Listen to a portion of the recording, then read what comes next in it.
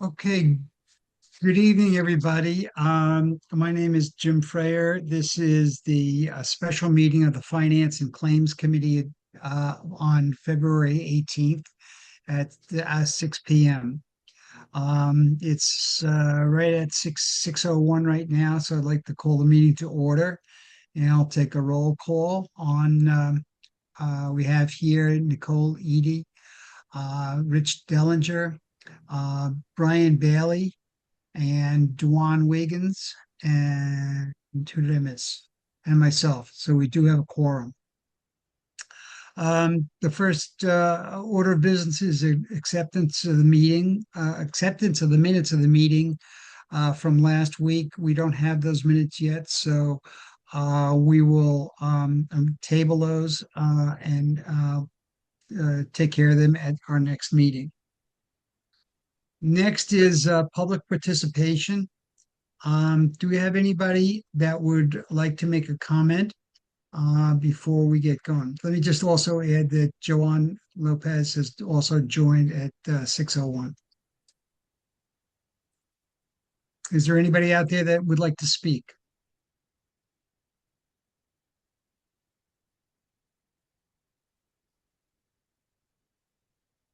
I don't see anyone as attendees here. Okay. All right, we'll give it a minute. And if not, we will close the public participation and we can go on to the meeting.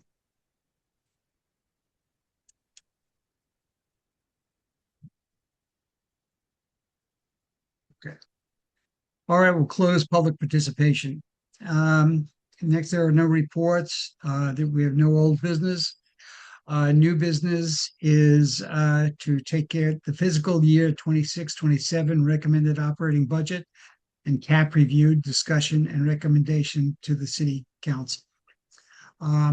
We're going to be picking this up from where we left off last week. And as you recall, we had a look at the options that we had. Jared had shown us, and we started to talk a little bit about um, the fact that we have a 4% increase attributable to our CFO has proposed a 4% increase for the Board of Education and a 10.72% increase for the city operating budgets. I'd like to turn it over to Jared to make a couple of remarks to bring us up to date, and then we can start a discussion as to where we want to come out on this. Our objective this evening is to come out with um, a seven, well, not to come out with 7%, but to approve a cap on the operating budget that we will send then to the common council for their approval. Jared, go ahead. Okay. Uh, Thank you, Chairman. And I wanted to start before you all start to deliberate what the cap is going to be. And talking about what's happening on the city side, what's happening on the Board of Ed side. Because I understand that the request on the city side is large. And so I wanted to give a little more insight into that. So I have a couple of documents that I'd like to share with you.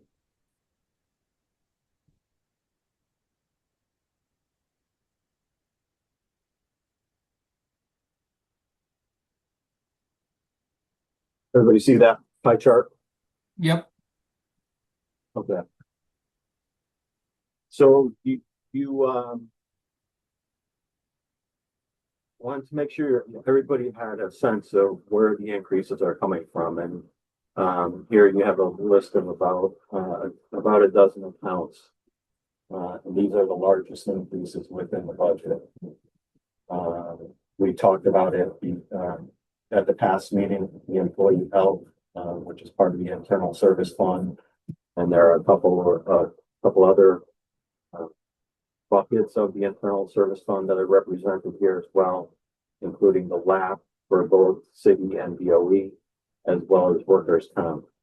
And so that constitutes a large portion of the increase, about $14 million between among all the internal service fund appropriations. I'll note on the wages and salary,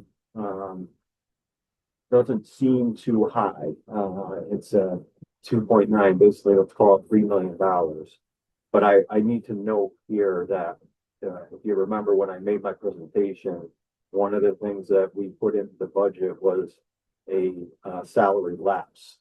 And so I netted that out of this. So there's a $3 million lapse. So in other words, this wages and salary number would be at $6 million, but I've netted out that $3 million lapse to get it down to $3 million. So this is this is a pretty conservative look at what these increases would be. You look at any of these, and they're all most of them, for the most part, these are fixed costs. We've got utilities, we've got Social Security, we've got retirement, we've got employee health, debt service, LAP. I included a couple other large expenditures in here, large increases, IT software, professional services, other contractual services. In reality, those three are all, for the most part, if not exclusively, those are contractual. So the point is that we don't have a lot of, we don't have a lot of leeway on any of these increases. So I'm going to scroll down to the next page. I'm sorry. Actually, may I just ask a quick question while we have this up? Yeah. Jim, is that all right? Yeah, go ahead. So just to be clear, just so I understand this, and frankly, so that here everyone understands this here in this meeting in the public, that employee health part of the pie chart, the chart right there, that is an $11.4 million increase due to healthcare costs rising, and that this is when we talk about sort of like the national effects of rising healthcare costs. Is that what this is, or am I going on the wrong track here? Yeah, so that is part of it, and it's as we talked about during the last meeting, a lot of this increase is due to the past practice in the last few years, where we relied on balance of the internal service fund in order to cover additional costs related to healthcare. And so now we're at a point where we can't do that anymore. The balance is no longer there in the internal service fund. So now we're having to fund these increases. So think about it this way. If and I don't know the exact numbers, but let's say the increase in 24, 25, let's say the increase was $2 million. And then in the next year, the increase was $3 million. We were paying those increases out of the internal service fund balance in those years. And so now those have compounded. And so we have this large increase. I will say that the increase, the amount of this increase, the amount of this $11 million related to just flat out increase is about $7 million. What we did, we added $4 million into it because we need to cover and make sure that we have covered, and we almost get there with this amount. What's going to be the net position of the fund, because the net position in our last audit report went negative. So we need to be able to at least make a really good effort toward making that net position positive again. And so you have really two things going on here. You've got the compounded increase over about 3-year period, plus what we need to contribute to the internal service fund in order to get that back into or close to a positive position. Okay. But as I understand it, the largest part of this rise in the healthcare costs is due to external, not internal factors. So the replenishment of the internal service fund is a part of this, but it's less than half of this share of the pie chart. Okay. The other thing that I'd like to clarify too is that when we're looking at this chart, Jared, you also have the 800,000 from the BOE. This includes some BOE expense as well. Right. Okay. Right, So, which is, it's typical, but there again, same thing, because those were part of the internal service fund. We're having to cover a little bit of a cliff, because we've relied on the fund balance in the past there too. yeah, so they were benefiting from us dipping into our ISF for perhaps paying some of their expense on this too. Absolutely. And that was, So I think that's really important to point out that if we take a look at this, there's 800,000, there's another 900,000, right off the bat, you see there's over $1 million of in the non-employee, not part of that 11 million, but you got another million, a little bit more than $1 million that is really a BOE expense that we're assuming. right. And in addition to that, with the other reason that and the other consequence of using the balance of the internal service fund was that we were able to keep taxes lower during that period when we first started doing the phase in. So that was Yeah. the other impact of it that we were conscious of. Okay. Good. Thanks. Well,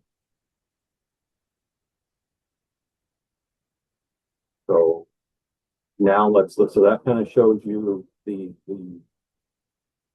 how each of those expenditure increases relate to each other. So now let's look at it in relation to the budget overall. These are all the same accounts, just written in numeric values that are listed here. So same amounts that you saw up above. And the thing that I want to point out here is that those major budget increases are, you'll see the bold number down at $21,409,000. The total increase that's being proposed is $21,962,000. And the point here is that we've got other increases totaling $553,000, or 0.2% of the budget. There's effectively not virtually no other increases in this budget at 0.2%. So also, do you want to comment too, Jared, I mean, on the increase, headcount increase? How does this relate to headcount? Are there any additional heads that are involved in some of these major budget increases? Most of the headcount comes under DPW in a couple of different places in the rec center, the new rec center. There's 2 positions there. The manager and the rec center coordinator. There were 2 positions there. There are within the grounds and facilities division, there was 1.5 additional employees, and those were related to park maintainers, which I know, from a meeting last year with the Common Council, there was a lot of concern about that, about the park maintenance. In addition, so there was a maintainer, and then there's the sports fields supervisor position that's being added as well. It mostly contemplating Broad River and the work that's going to need to be done there. Okay. Good. Anybody have any questions on these numbers? Okay. All right. Mr. Lopez. Thank you, Chair. Jared, I think that's somewhere I saw it. I saw or I meant to ask, is there a head count for the fire department?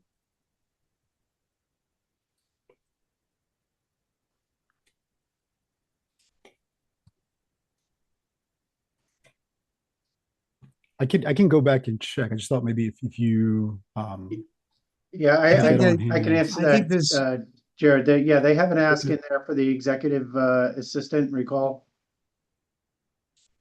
I think there was 11 increase, headcount was going to increase by about 11 or 10 or 11, and it was 2 firefighters, and the rest were captains and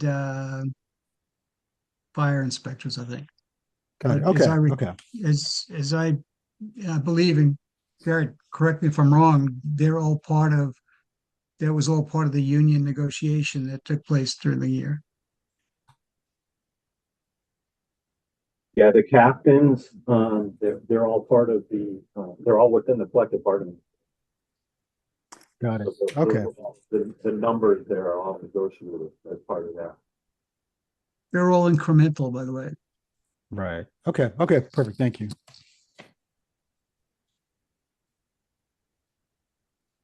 Okay.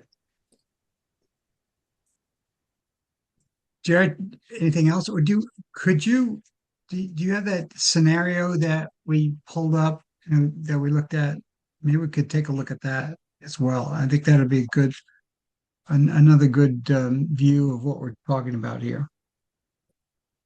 Just give me 1 second. Yeah, the scenarios that we talked about.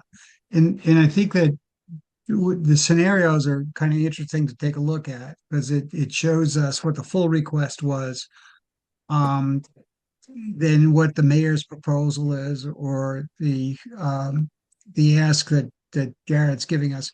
And then it also enables us to take a look at if we wanted to add back money if we wanted to add or increase the cap or reduce the percentage or increase the percentage of increase, the amount of the number of the dollars increased. We can calculate pretty easy how it's going to affect our taxes in each one of the districts. So as you can see, the middle set of scenarios show us with the 10% and 4% for the BOE, or the combined 7%, I should better way to look at it. We see that, and we've looked at all these numbers last week too. We can see where the percentages in each district go up, and then you can also get an idea of the median tax impact for that district. Does anybody have any questions on that? Does everybody understand that? Mr. Lopez? Thank you, Chair. And Jerry, thank you so much for providing this impact scenario. I think it really allows us to see the marginal cost of like the increments and stuff. So really, thank you. I guess my observation is that the difference between the full requests and the proposed request, at first glance, kind of appears to be modest, but then when I thought about it, considering like the long-term structural impact of setting a higher spending baseline, I think that raises a lot of questions in the future. So I was thinking to kind of throw it out there as a proposal. How would the body feel, let's say, or what would the impact be? Let's say we consider like a 5% increase for the BOE and possibly bring down the city side to about, or how much could we realistically bring it down? So I wanted to kind of pose that to get everyone's thoughts. Okay. Josh, you want to add to that, or? Yeah, I think it's just worth, and I second what Councilmember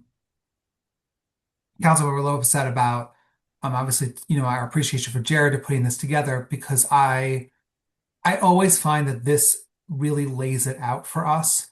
I do want to make a couple notes here. One where it says full request, that includes the full increased request, the full request by the Board of Education, which essentially, and Jared, you can tell me if I'm wrong, but based on my understanding of the math here, between the millions from that were specially appropriated last year that are being added to the MBR now, plus the 4% increase that the city is recommending for the Board of Education, that gives it's an extra about 14 million or so dollars. With this now, if you were to accommodate the Board of Education's entire request, that's about an extra $20 million on top of what they got in the previous year. The one thing, and I think what Councilmember Lopez said in the first part of what he said, I think it's important to note, which is that I think it's easy to take a look at the difference between the mayor's recommended budget and the full request and go, oh, it's not that big of a difference, except that, the taxes are going to go up quite significantly. And, you can see that. And I am very reticent to do that even more so absent really pretty very special circumstances. And,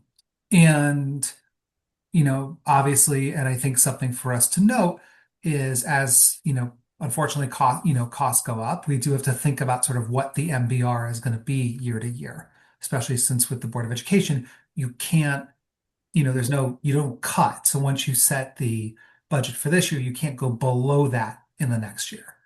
I say that for those who haven't done this before. I guess my quick thought, and Councilmember Lopez, I don't know if you had specific numbers in mind. I think that what Jared said in the beginning regarding the city side, I think is really important, which is that a lot of these increases are either out of our control or subject to contractual obligations. And so I just don't know. Or by the way, doing something like, for example, like replenishing the internal service fund, which is going to be, obviously important for us. So I just don't know. And based on my review of the operating budget, and anyone can step in if they feel differently, how much actual wiggle room there is there. I think that with the Board of Education, as I understand, usually what happens with the mayor's recommended budget, and I think and based on my understanding is still the case here, is that this encompasses all of the Board of Education's contractual obligations and more. Hey. What? Yeah. So I just think about that. And of course, this is always the beginning of the process. I mean, there's always movement that happens not only between the review of the Board of Assessment and Taxation. The Board of Education obviously has to do their own review, and then we reconcile a budget at the end of a fiscal year, and there are various sort of other steps that happen toward the end of the process. But so with all with Johan, just thinking about what you're saying, I don't want us to be in a place where we're recommending a cap or setting a cap that actually is going to put the city in a place that the city really can't be in. So I just want to be very cautious there. Let me just add to that too. I think you said there are things that we just are out of our control, and then you also added the contractual agreements that we've entered into. Those are also out of our control at this point. So, as an example, what we talked about earlier was the just as an example, incremental positions that are included in the contract with the fire department. We don't have any control over that. Those are in there. It's not like something we can come along and say, instead of hiring 3, hire 2. We can't do that.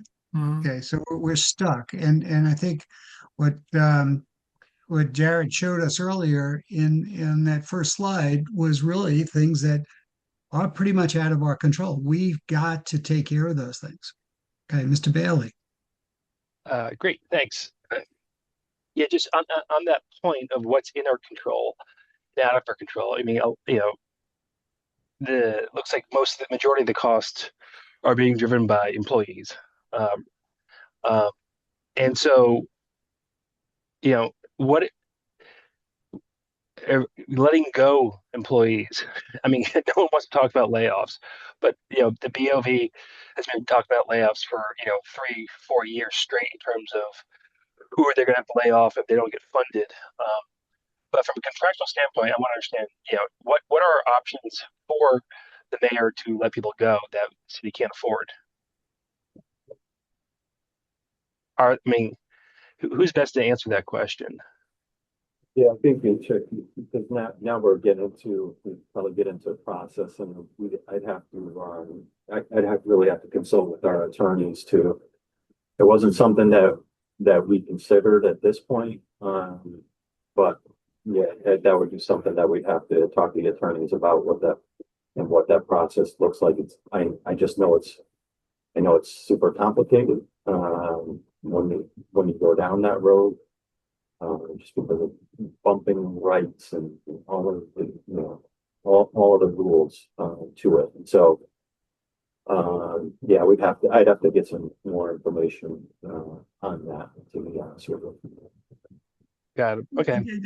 Another way along the same lines is I assume that the majority of the employees are all contractual, so that we'd have to go and find out how we could let people go as far as the contract goes, which would probably wind up costing us more than actually keeping them in some cases. Um, so do you have any idea, Jared, of how many people are non-contractual or a percentage of the employees in the city?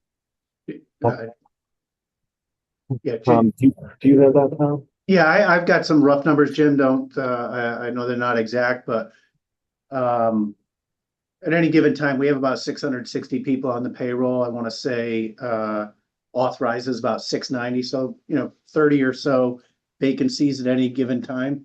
And our non-union full-timers are what are called ordinance employees. And for example, Jared is one. I'm one. Mostly the division heads and a handful of the elected officials throughout City Hall. And there's about 18 to 20 of those individuals. And the rest of those folks, let's call it maybe 640 of the 660 are represented individuals. So the vast majority of them are union represented employees. Just a quick follow up on that point. Even if they're union employees, they can be let go if we can't afford them. It's just a process, and there's a specific order who gets let go. Obviously, I think the senior people are probably protected, but the first ins are likely the ones that are allowed to be let go. Correct?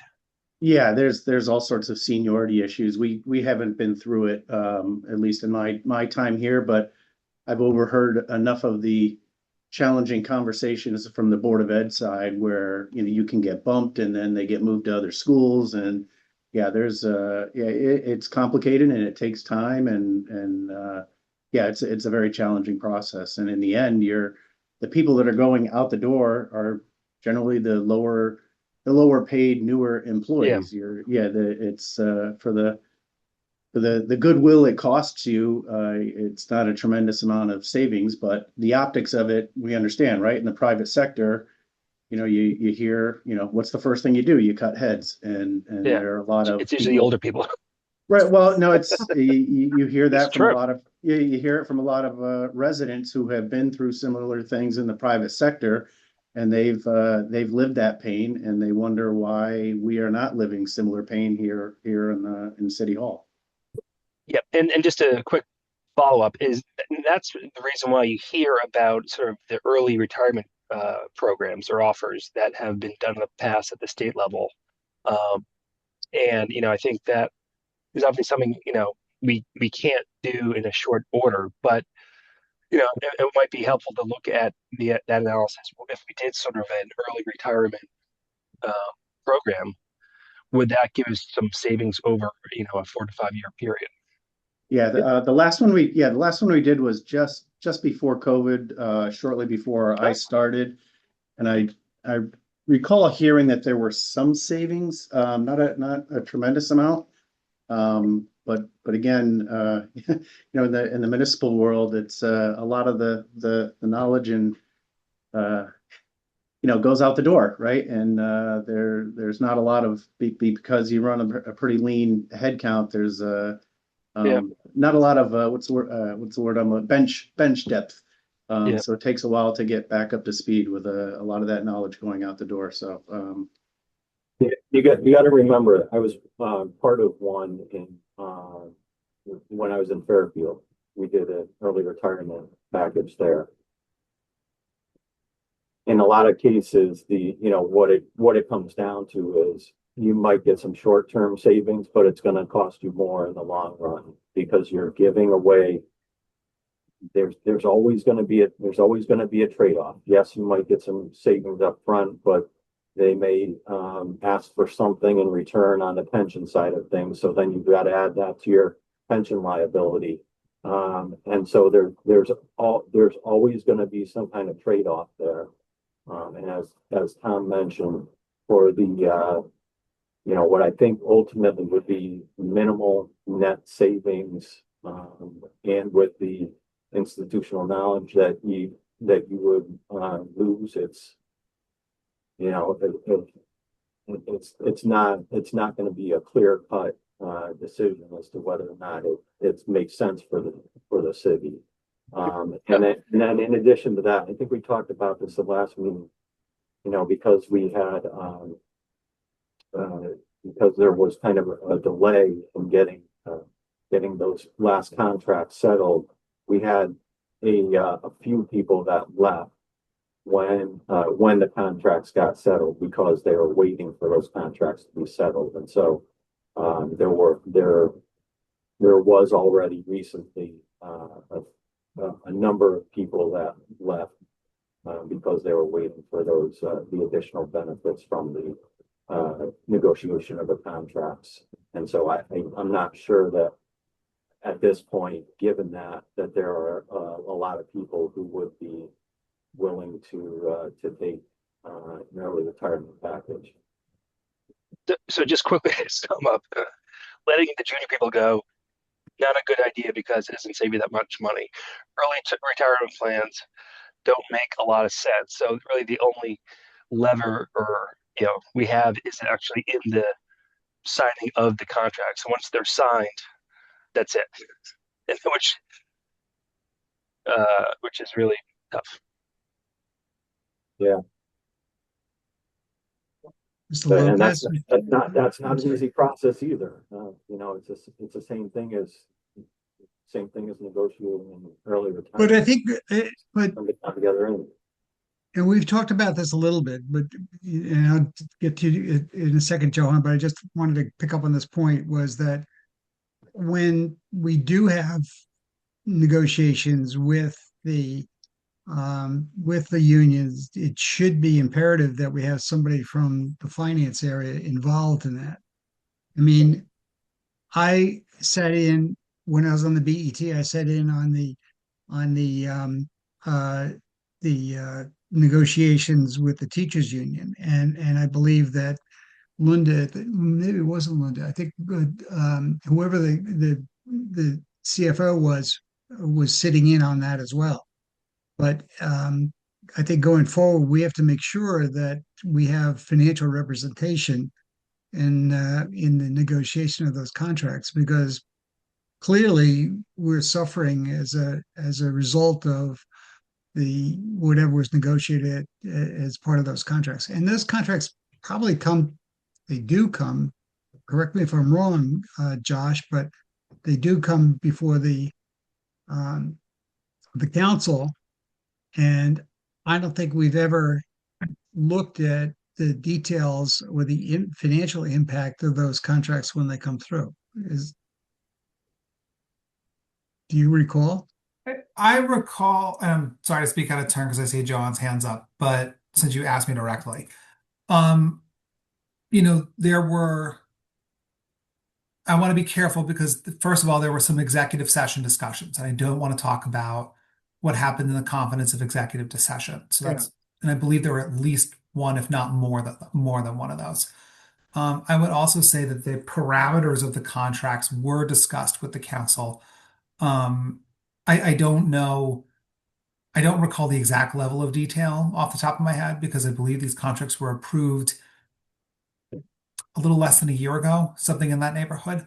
But one of the things that really came to a head, and I know that was a part of the union, the 6 union negotiations across the board, was that the city had been, frankly, underpaying a lot of workers for a long time. And part of the effort of these contracts was to help to rectify that issue because there's always a concern that we are in a competition with other municipalities and the private sector. And if you want good people who are good at their jobs and who can do really great things to help the city, you have to pay them and you have to provide them benefits. And, that's a big part of the sum total of a lot of those agreements. So I just, I want to, it's never just one thing. And I think Jared really did a good job of talking about trade-offs. Nothing is ever just black and white. This is a good thing. This is a bad thing. There's always going to be multiple sides of the coin. And I think that's true with these contracts as well. Right. Johan, I'm sorry. No worries. Thank you, Chair. Jared and Tom, do you guys know if the BOE 6.5% request includes the new state aid that they're expected to receive? I was going through their budget request and it looks like the 6.5 doesn't include the state aid because it's and I think the grants for that aid is listed separately in the grant fund section. It could be possibly a question for Linda, but do you guys have any sort of idea with respect to that? Yeah, I did look at it. As far as I can tell, they've included almost everything. There's one question about a new grant that they will be getting, that actually started this year. And how they want to use that, but I believe that they landed on using that for capital, and that has to do with minor capital improvements to their buildings. And so this is a new grant. They're getting about $450,000 a year this year and next year. So there was, may have been some question about whether or not that could go into their general fund and be used as operating money to deal with small minor capital improvements, which they have money for in their operating budget, or if they're going to put in their capital. And I think that where they landed was that they were, at least for next year's portion, they were putting it into their capital budget. Don't know what they're doing with this year's portion of it. I don't know what the plan is for that, but I'd be worth asking them about that. Other than that, there, and I say that I'm almost certain that they've included everything for municipal aid, but there's a budget that's still the second year of the budget that's being negotiated or will be negotiated in the legislature. And it's not uncommon for there to be changes, and you probably read stories about it, that there are pushes to increase the PCS funding, there are pushes to increase special education funding, and there seems to be some appetite for that. How much it's going to be, or if it's going to happen at all, I think remains to be seen. But it does seem like there's a lot of support for them on both sides of the aisle of the state legislature. So that, based on what we know right now, what's in the biennial budget, I believe that's all been accounted for. What could change by the end of this legislative session is anybody's guess. Got it. All right, great. Thank you, Jared.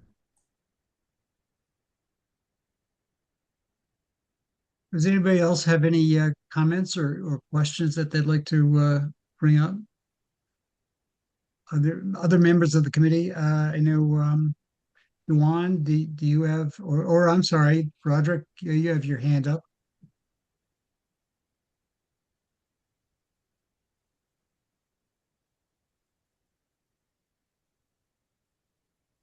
Roderick, you still there? Oh, yes. Okay. Thank you. Sorry about that, folks. Thank you, Mr. Chair. I was just wondering what the Perkins grant was all about. I guess they got some sort of grant. I thought it was the Perkins grant, but it's $6 million. I thought I saw, and there were questions about where that was going, and I was just wondering if that's something you could touch on. Is this this is in the Board of Ed? Yes. Am I in the right spot for this? I don't know. I'm a new guy, Yeah. but I was just wondering when you Yeah, mentioned grant. Yeah, I would be speculating if I answer that. That's a better question for them, for Linda and for his team. Okay, copy that. Yeah. Appreciate you. Thank you. Well, Do we have any other comments? Anybody have any other questions? I know we have Rich Dallinger, Dewan, Nicole. Do you guys have any comments or any questions on any of the things that we've been talking about? I'm good, Jim. Okay, Nicole, you're okay? Yeah, I'm just sorry. oh, I'm sorry. I was Go about to ahead, go raise ahead. my hand. Go ahead, Just Nicole, then you. maybe a couple of questions. I see the scenarios. Thank you, Jared, for this. This is very helpful. sure. Are these the only scenarios, or are we just it's either going to be this, or do we have another option, like a fourth option? That's the first question. The second question, do we know the BOE's budget, like if they had leftover funds from their last budget? They didn't, so to your last question first, they did not have leftover funds. The only thing that I'm aware of in the current year is what I mentioned was this 450,000 of new grant money that they're getting. I don't know what their plan is with that money. Or if it will end up being there, or if it's gonna be, if it's been encumbered or planned to be used at this point. We ran those scenarios, ran the two known scenarios, which are the full request, full requested funding, and the mayor's, which everybody's aware of. And then I ran that third scenario, which was the 10% increase as an increment that you could maybe build on if you wanted to, if you wanted to make adjustments off of there, so we would know effectively what every 1/10% equates to. And so if you wanted to do 2/10, you could take those numbers and multiply it and figure out what that would be. And so it gives you kind of a baseline if you wanted to consider other increases. Okay. I was just looking at just mentioning this. Well, like Johan was saying, the way it looks like I know it's a substantial amount, but as I'm looking at the tax bill, I'm looking at the F-27 line change in tax bill, which is the second to I'm looking at District C, actually. Second to the last in the blue. When you start to look and compare, that's where it doesn't seem like it's like a huge difference. Am I reading that correctly? You're saying That's the anticipated tax bill, not the percentage. I'm looking at the actual dollars. So in the blue. right. So like if it's the full request, it's 1484.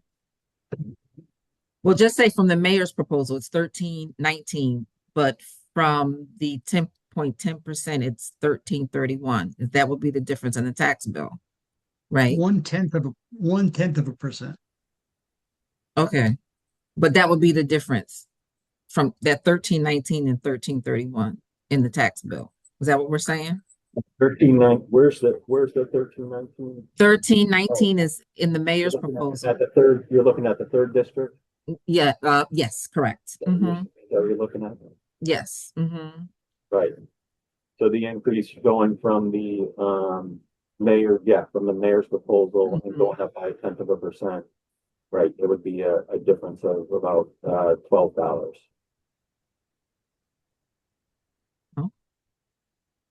Okay. I'm good. Thank you. Mr. Dellinger? Yeah, I just want to thank Jared for putting the three proposals together. I'm still a little bit in sticker shock when I see the change in the percentage change in the tax bill across the town. And I'm just wondering, I don't know where the mayor's proposal plus 10% came from and how comfortable Jared is with that in terms of overall, in terms of the budget. I'm just curious where it came from, and it's not a significant difference. But what was the idea about even proposing it? It was really just to give you guys a baseline. Again, to look at that as a 0.1%, and so you can, again, if you wanted to make changes from there, 10 is a very round, easy number to work with, and so we did a 10th, and you could move from there. If you wanted to go up 0.2, you could do that, and you could probably do some calculations in your head to figure out the impact to a certain extent. Got it. Okay, I understand. So another way to look at it, Rich, would be that it says the difference to current rep, it'd be $431 for every 1/10. Okay. Okay, so 2/10 is going to be an increase of $860. $1,000, sorry. Mr. Bailey. Brian. Yeah, just a quick question just on procedure. We're talking about, recommending the Board of Ed cap and the city cap, but really the council just says one cap, right? We don't do both operating budget caps, do we? Go ahead. Josh, go ahead. Yeah. So here's the rub, or here's what it is. This is a thing that's actually going to be changing relatively soon, but it's not changing, and there's a little here. I'm just going to answer the question. So basically the way it's been done in the past and the way we're going to plan to do it this year is we are, so there's 1%. So basically you're setting the cap at an X%, so the mayor recommended a 7% increase to the budget. That 7%, think about it like a pyramid, right? You have then a, 10% increase on the city side and a 4% increase on the board side. So it's one vote for one cap. So when we read the actual item that's going to go before the council, and the way I'm saying is that the recommendation, hopefully that comes out of this committee tonight, or actually really needs to come out of this committee tonight, is a recommended operating budget, which is an X% increase with, this percent going to the city, this percent going, increase to the city, this percent increase to the board. So when it comes to the council next week, the idea is that it will be one vote. Now, the charter was amended last year during this year's budget process. And the charter was amended to have now be two votes, one on the cap for the city, one on the cap for the board. That process of the two caps vote process, the idea is that should start for the FY28 year, so not the FY27, which is what we're in right now. And so for this year, it's going to be one vote.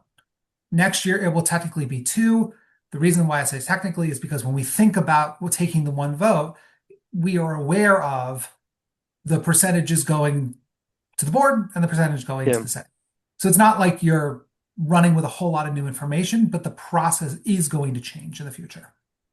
That's great. And so just to be clear, just to run that back. So this year we're voting on one number. Let's just say it's 7%. Yeah. And then it's not binding how that's breaking up. Who sort of decides how that 7% is then allocated between the BOV and the city in terms of just the, it's not Jared the council. Jared can take this one. I'm happy to take it, but Jared should take this one. Yeah, in my opinion, the way I know that in the past there have been recommendations by the council, and some of them have been bifurcated, but I believe that it's up, in my opinion, it's up to the city on how that would ultimately get To the mayor.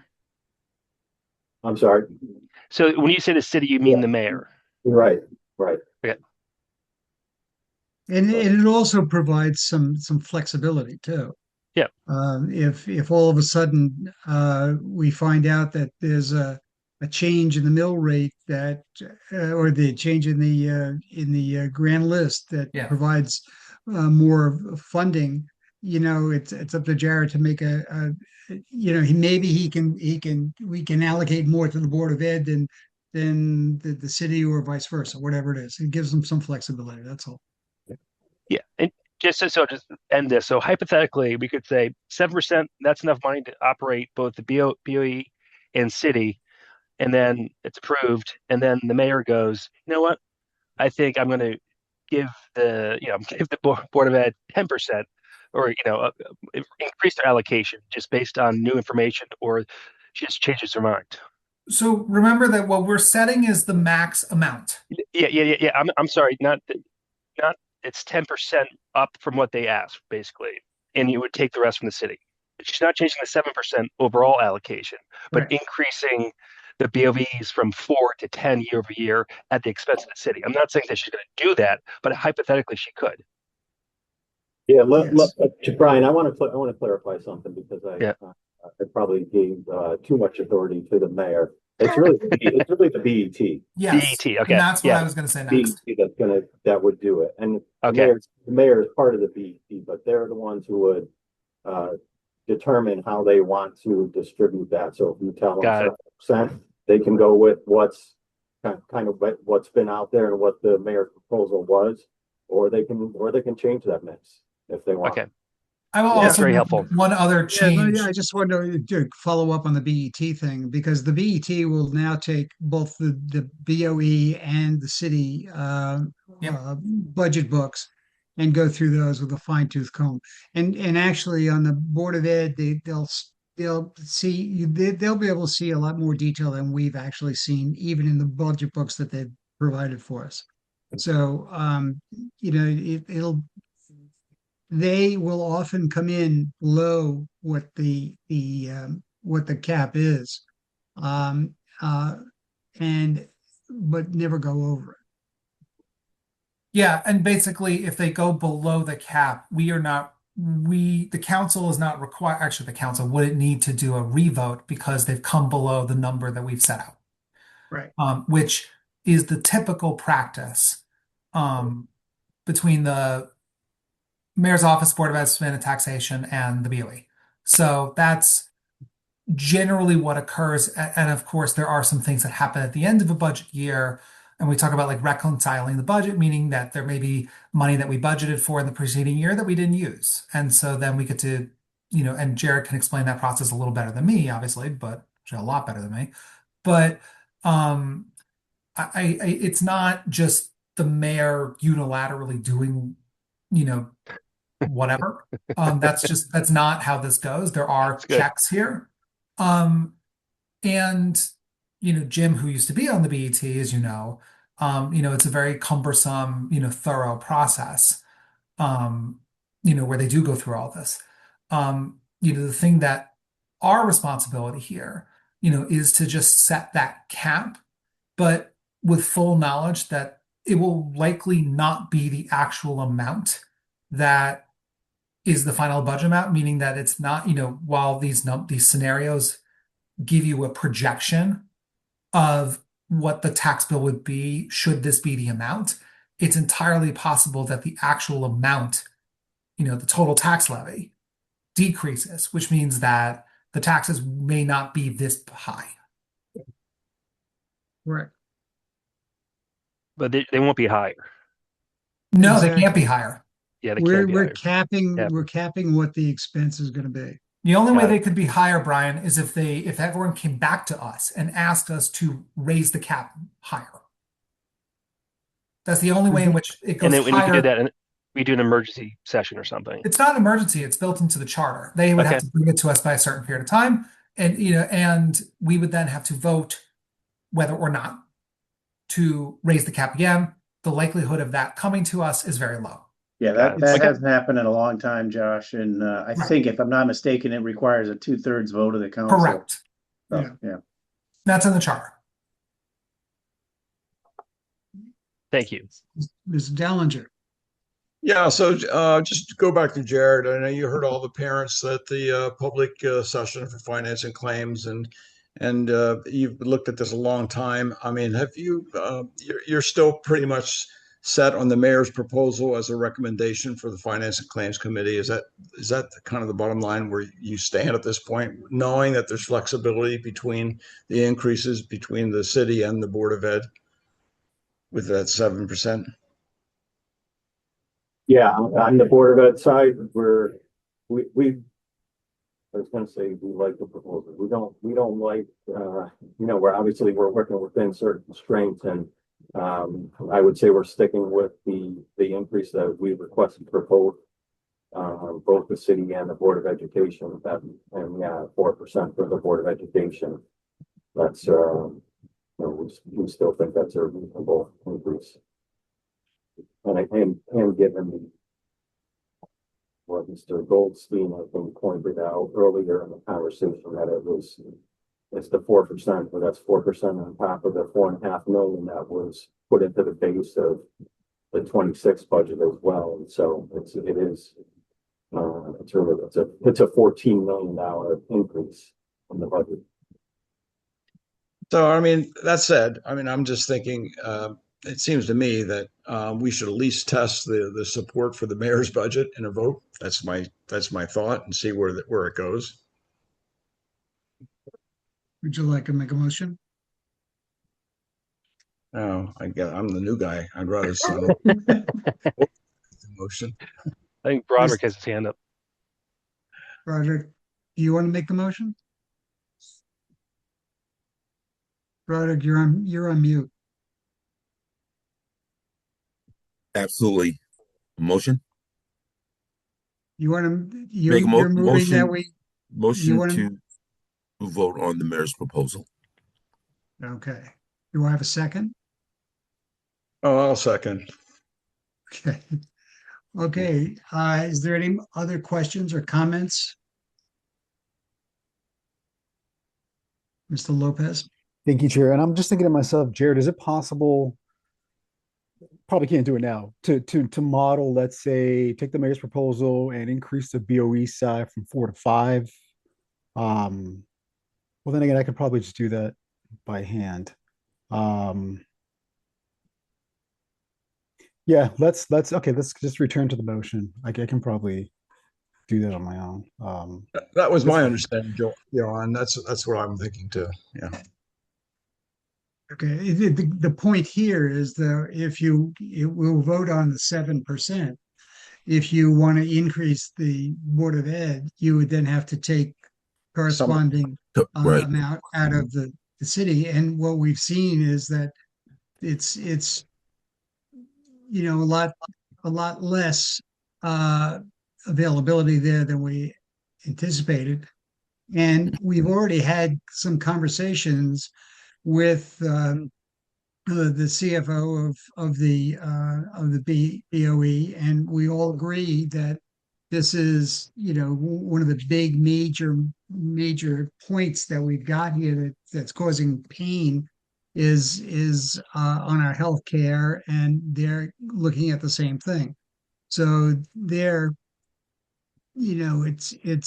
we both have to work together to get this. I mean, I don't think we're overburdening the Board of Ed any more than we're overburdening ourselves to try to make this thing work. So is there any other questions or I'll call the vote. Okay, all those in favor of keeping the cap at 7%, please raise your hand, say aye. Aye. One, Aye. 2, 3, 4. Aye. Aye. Ms. Edie? Yes or no? No. Okay, so it's all in favor. Yes, the one in opposition. Okay, so that's passed. And we will now pass this on to the council at our next meeting, which I believe is next Tuesday. Yep. And we'll take a vote before the council at that time. So that's it would be 6-1, I think was the final vote. Okay. Is there any other motions? Mr. Chair, can I just make a quick point? Certainly. I just wanted to say, thanks to Tom, because he was actually the one who was running these scenarios, and also thank you to Kimberly, who ran the other numbers and gave me the data to put together the pie chart. And so they're always involved in the process. So I appreciate their help on this as well.